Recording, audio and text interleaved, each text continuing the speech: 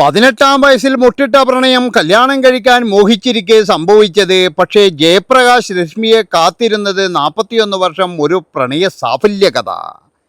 കല്യാണം കഴിഞ്ഞു, ഇനി എന്താണ് പരിപാടി? 44 വർഷത്തെ പ്രണയം 64-ാം വയസ്സിൽ പൂവണിഞ്ഞു. 40 വർഷത്തെ പ്രണയം കാത്തിരിപ്പ് പാർട്ട്നേഴ്സിനെ ചതിച്ചോ? എൻ്റെ ഹൗസ് വിട്ടുപോയി, ഭാര്യ കിഡ്നി അസുഖത്താൽ മരിച്ചു, മക്കൾ ഒഴിവാക്കാനാണോ കല്യാണം? 60-ാം വയസ്സിൽ പ്രണയ സാക്ഷാത്കാരം. അതുതന്നെ അന്ന് അമ്മ ആ പ്രണയലേഖനം കണ്ടില്ല. 60-ാം വയസ്സിൽ വിവാഹത്തെ പറ്റിയിട്ട് മകള് കല്യാണം മക്കൾ തീരുമാനിച്ചതല്ല, ഞങ്ങൾ ആവശ്യപ്പെടുകയായിരുന്നു, കല്യാണം നടത്തി തരൂ എന്ന് മറ്റൊരു ഇൻ്റർവ്യൂ. എൻ്റെ പൊന്നു മക്കളെ, സത്യം പറയാലോ നിങ്ങളോട്, അതായത് കഴിഞ്ഞ ദിവസം ഈ കല്യാണം സോഷ്യൽ മീഡിയ ആഘോഷിക്കുമ്പോഴേ എനിക്കറിയായിരുന്നു ഇനി നമുക്കൊരു 2 ആഴ്ചത്തേക്ക് സ്വൈര്യം തരത്തില്ല എന്ന്. ഉള്ള കാര്യം എന്താ പറയുന്നതിന്? അതായത് ഇവർ കല്യാണം കഴിച്ചു, അവരുടെ നല്ല മനസ്സ് അതിനെ അഭിനന്ദിക്കാതെ വയ്യ. അതായത് ആ പ്രായത്തിൽ അവർക്കൊരു പാർട്ട്ണർ, 2 പേരും സന്തോഷകരമായി ഇരിക്കട്ടെ. പക്ഷേ ഈ സോഷ്യൽ മീഡിയയിൽ വന്നിട്ടുള്ള പ്രഹസനം ഉണ്ടല്ലോ, ഭയങ്കരമായിട്ടുള്ള അരോചകമാണ്. കാരണം എന്താണെന്ന് വെച്ച് കഴിഞ്ഞാൽ ഇവർ ഇൻ്റർവ്യൂ കൊടുക്കാനാണ് വരുന്നത്. പക്ഷേ ഇവരൊക്കെ എന്ന് പറഞ്ഞാൽ അത് ആൾക്കാർ കാണാൻ വേണ്ടിയിട്ടും വായിക്കാൻ വേണ്ടിയിട്ടൊക്കെ ഇവർ ചിലപ്പോൾ പറയാത്ത കാര്യങ്ങൾ പറഞ്ഞിട്ടുണ്ടാകും. ഇല്ലെങ്കിൽ എന്ന് പറഞ്ഞാൽ അതൊക്കെ എഴുതി ചേർക്കലാണ്. അങ്ങനെ മലയാളികൾ ഇപ്പോഴെന്ന് പറഞ്ഞു കഴിഞ്ഞാൽ അതായത് ഇത് ശരിക്കും വെറുപ്പിച്ചുകൊണ്ടിരിക്കലാണ്. ഇപ്പോഴും എല്ലാവരും കൈയടിച്ച ഒരു വിവാഹം ഇപ്പോഴെല്ലാവരും കൂടിയിട്ട് അങ്ങ് വെറുപ്പിച്ചുകൊണ്ടിരിക്കല.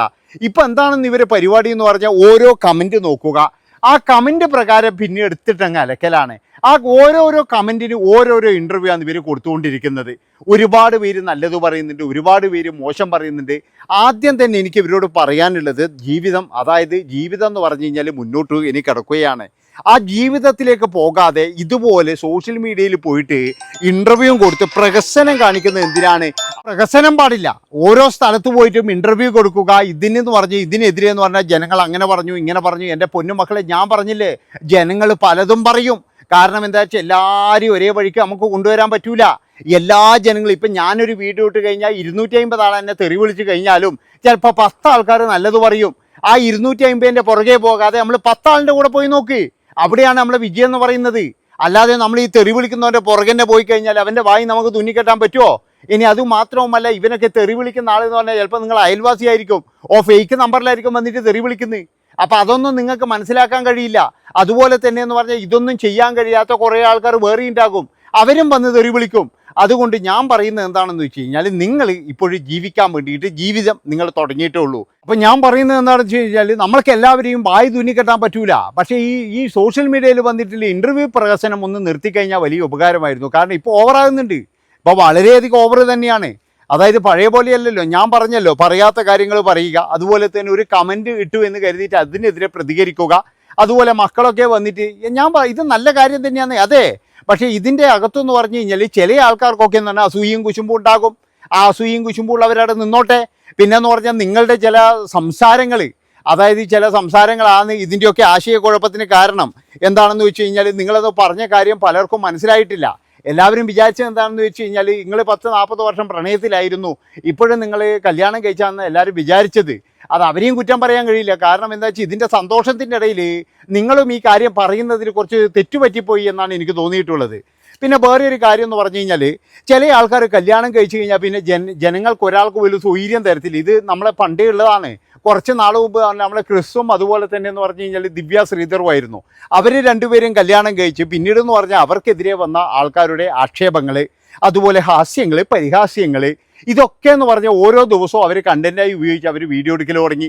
പിന്നീട് എന്ന് പറഞ്ഞാൽ അവർ ഇൻ്റർവ്യൂവിന് വിളിക്കൽ തുടങ്ങി. ഈ ഇൻ്റർവ്യൂ ചെയ്യുന്നവന്മാരൊക്കെ എന്ന് പറഞ്ഞു കഴിഞ്ഞാൽ ഒരു കണക്കിന് എന്ന് പറഞ്ഞാൽ ചെറിയ തോതിലുള്ള ഒരു കുടുംബം കലക്കികളാണ്. അതാണ് നിങ്ങൾ മനസ്സിലാക്കേണ്ടത്.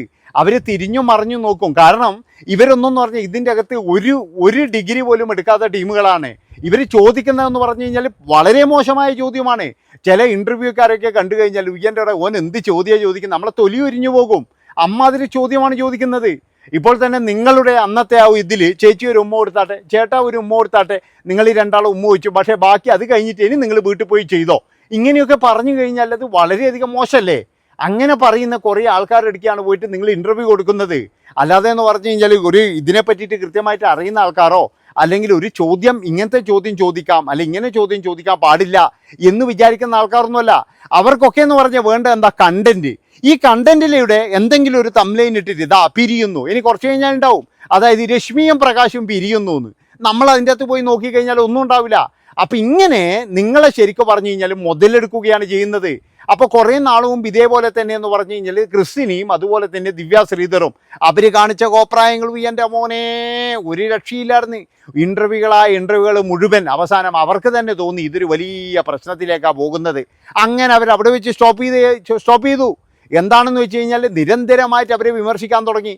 കുറേ നാളൊക്കെ ഇത് ജനങ്ങൾ സഹിക്കും. കുറേ നാളായിക്കഴിഞ്ഞ് കുറേ ആയിക്കഴിഞ്ഞാൽ ഇല്ലേ ആയിക്കഴിഞ്ഞാൽ അമൃതും വിഷാന്ന് പറയുന്നില്ലേ, അതേപോലെ തന്നെയാണ്. അതാണ് നിങ്ങൾ മനസ്സിലാക്കേണ്ടത്. ഇത് കേട്ടാകുമ്പോൾ ജനങ്ങൾക്ക് തന്നെ വെറുപ്പ് പിടിച്ചു പോകും. ഇപ്പോൾ തന്നെ എന്ന് പറഞ്ഞാൽ നിങ്ങൾ ശ്രദ്ധിച്ചു നോക്ക്, അതായത് എന്തൊക്കെ പറഞ്ഞു കഴിഞ്ഞാലും ജനങ്ങൾ വെറുക്കാൻ തുടങ്ങി. അതുകൊണ്ട് ഈ വെറുപ്പ് എന്ത് ചെയ്യണം, അത് ഇല്ലാതാക്കണമെങ്കിൽ ഇപ്പോഴും ഇവിടുന്ന് പിന്മാറിക്കോ. അതാണ് ഏറ്റവും നല്ലത്. വല്ലപ്പോഴും ഒരു ഓണാശംസയോ ഇനിയിപ്പം നിങ്ങൾക്ക് ചാനൽ തുടങ്ങാനാണ് പ്ലാനെങ്കിൽ ഇപ്പം നല്ല ചാൻസ് വന്ന് ചാനൽ തുടങ്ങാൻ ഒരു ചാനലങ്ങ് തുടങ്ങി.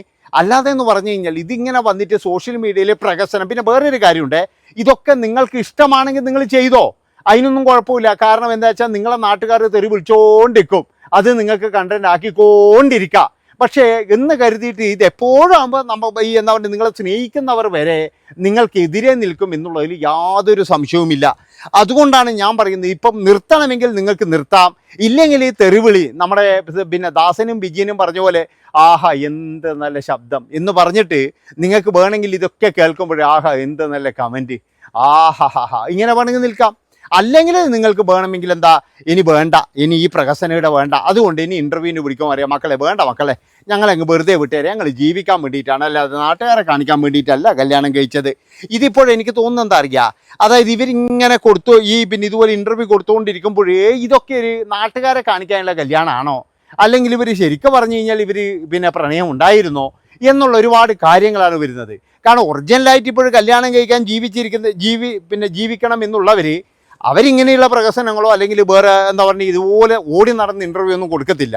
അപ്പോൾ അതുകൊണ്ടാണ് ഞാൻ പറയുന്നത്, ഇവർ എന്തുകൊണ്ടാണ് ഇങ്ങനെ ഇൻ്റർവ്യൂ ഓടി നടന്ന് കൊടുക്കുന്നത് നമുക്ക് മനസ്സിലാകുന്നില്ല. ഞാൻ പറഞ്ഞു വരുന്നത് എന്താണെന്ന് വെച്ച് കഴിഞ്ഞാൽ ഇൻ്റർവ്യൂ ഓടി നടന്ന് കൊടുത്തവരൊക്കെ എന്ന് പറഞ്ഞാൽ പിന്നീട് വലിയ ദുരിതത്തിലായിട്ടുണ്ട്. അപ്പോൾ ഇതുപോലെ പലരും എന്ന് പറഞ്ഞു കഴിഞ്ഞാൽ നിങ്ങൾ ഇൻ്റർവ്യൂവിനെ സമീപിക്കും. കാരണം ഇവർക്കൊക്കെ വേണ്ടത് ഒരു കണ്ടൻറ്റാണ്, എല്ലാവർക്കും അറിയാനുള്ള ത്വരിതയാണ്. ഇവരെന്താ ഈ 60 വയസ്സിൽ ചെയ്യുന്നത്, ഇവരെന്താ ഈ 60 വയസ്സിൽ ചെയ്യുന്നത്, പറയാം ഇതാണ് പരിപാടി, അല്ലാതെ വേറെയൊന്നുമല്ല. അതാണ് നിങ്ങൾ മനസ്സിലാക്കേണ്ടത്. അപ്പം നിങ്ങൾക്കിത് ഇഷ്ടമാണ്, നിങ്ങൾക്കിത് ഫെയിം ആകണം, അല്ലെങ്കിൽ ഇതോട് കൂടിയിട്ടൊരു ചാനൽ തുടങ്ങണം, പിന്നെ ഓൾറെഡി ഒരു ചാനൽ ഉണ്ടെന്നറിയാം. അപ്പം അങ്ങനെയൊക്കെ ആണെങ്കിൽ നിങ്ങൾ നടന്ന ഒരു കുഴപ്പവുമില്ല. പക്ഷേ ഞാൻ പറയുന്ന എൻ്റെ ഒരു അഭിപ്രായം എന്താണെന്ന് വെച്ചാൽ ഇനി ഇൻ്റർവ്യൂ കൊടുക്കാതിരിക്കുന്നതാണ് നല്ലത്. കാരണം കൊടുത്തു കഴിഞ്ഞാൽ ഈ പറയുന്ന ജനങ്ങൾ തന്നെ തിരിഞ്ഞു കൊത്താൻ തുടങ്ങും. ഈ പറയുന്ന ഇന്ന് കൈയടിക്കുന്ന ജനങ്ങൾ ഒന്ന് നിർത്തിപ്പോടേ എന്ന് പറയുകയായിരുന്നു. അതാണ് നിങ്ങൾ മനസ്സിലാക്കേണ്ടത്. അതായത് കുറേ നാൾ കഴിഞ്ഞ് ഇത് വെറുത്തു പോകും. അതുകൊണ്ട് തന്നെ ഞാൻ പറയുകയാണ്, എൻ്റെ പൊന്നു മക്കൾ ജീവിക്കാനങ്ങ് ജീവിക്കുക. ആ മക്കൾ അവർ വഴിക്കുപോയി അവർ ചെയ്തത് നല്ല കാര്യം തന്നെയാണ്, ഒരാളും മോശം പറയുന്നില്ല. ഇനി ആരെങ്കിലും മോശം പറയുന്നുണ്ടോ എന്ന് കരുതിയിട്ട് നിങ്ങൾ നിൽക്കണ്ട. ഒരാളും നിങ്ങളെ മോശം പറയില്ല. എന്തിനു മോശം പറയുന്നത്, അതായത് നിങ്ങൾ രണ്ടുപേരും കല്യാണം കഴിച്ചു ശരിയാണ്, പക്ഷേ വേറൊരു കാര്യമുണ്ട്, ഇതൊന്നും ഇല്ലാത്തവനൊന്നും അനുകരിച്ചേക്കരുത് പോയിട്ട്. കാരണം വെച്ചാൽ അവർക്കൊന്നും താങ്ങൂല. ഞാൻ പറഞ്ഞല്ലോ എല്ലാവരെ കൊണ്ടൊന്നും ഇത് നടക്കൂലായിരുന്നു. അതുകൊണ്ട് തന്നെ ഇത് കണ്ടിട്ട് ഇനിയിപ്പം നാളെ മുതൽ എല്ലാവരും കൂടിയിട്ട് ഇതിൻ്റെ പുറകെ നടന്നു കഴിഞ്ഞാൽ ഒരുപാട് പേര് കണ്ണീര് കുടിക്കേണ്ടി വരും. കാരണം എന്താ വെച്ചാൽ എല്ലാവർക്കും പ്രകാശാട്ടനെ പോലെ ആളെ കിട്ടൂല. അത് മനസ്സിലാക്കണം നിങ്ങൾ. ചിലപ്പോൾ 2 അടിക്കുന്നവനാ നിങ്ങൾ തീർന്നോ കഥാടന്ന്, അതോടുകൂടി അവരെ ജീവിതം കഷ്ടപ്പോയാവുകയാണെന്ന്. അതുകൊണ്ട് തന്നെയാണ് ഞാൻ പറയാം, അങ്ങോട്ടും ഇങ്ങോട്ടും കേട്ടാ, സ്ത്രീകളായാലും പുരുഷന്മാരായാലും ഇനി ഇത് അനുകരിക്കണം, നാളെ മുതൽ എല്ലാവരും ഇതിൻ്റെ പുറകെ പോകണം എന്നൊന്നും എനിക്ക് അഭിപ്രായമില്ല. കാരണം എല്ലാവരും ഒരുപോലെയൊന്നുമല്ല, ഉള്ള സമാധാനം കളയരുത് എന്നാണ് എനിക്ക് പറയാനുള്ളത്. ഇനി ഇതൊരു കുരിശായി മാറും. അതുകൊണ്ട് ഇതിൻ്റെ അകത്ത് ഇനിയിപ്പോൾ ഇവർ കഴിച്ചല്ലോ, ഇനിയിപ്പോൾ നാളെ നമുക്കും കഴിക്കാം എന്ന് കരുതിയിട്ട് സൂക്ഷിക്കുക. കാരണം ചിലപ്പോഴെന്ന് പറഞ്ഞാൽ സ്വത്ത് വരെ അടിച്ചു മാറ്റുന്ന ആൾക്കാരായിരിക്കും വരാൻ പോകുന്നത്. അതുകൊണ്ട് തന്നെ വളരെ സൂക്ഷിച്ച് കൈകാര്യം ചെയ്യുക, ഈ പ്രഹസനങ്ങൾ ഒഴിവാക്കുക. ദിവ്യ ശ്രീധരനും ക്രിസ്റ്റിനും സംഭവിച്ചത് നിങ്ങൾക്ക് സംഭവിക്കാതിരിക്കട്ടെ. കാരണം അവർ ഒരു പൊതുശല്യമായി മാറിയിരുന്നു അവസാനം. കാരണം എവിടെ നോക്കിക്കഴിഞ്ഞാൽ അവർ ഇൻ്റർവ്യൂവും അതുപോലെ തന്നെ നെഗറ്റീവ് മാത്രമാണ്, പോസിറ്റീവൊന്നുമില്ല. അതാണ് മനസ്സിലാക്കേണ്ടത്. എല്ലാവരും ഒന്ന് ഹൈപ്പ് ചെയ്ത് കളാ. നന്ദി, നമസ്കാരം. അപ്പോൾ വിവാഹ മംഗള ആശംസകൾ.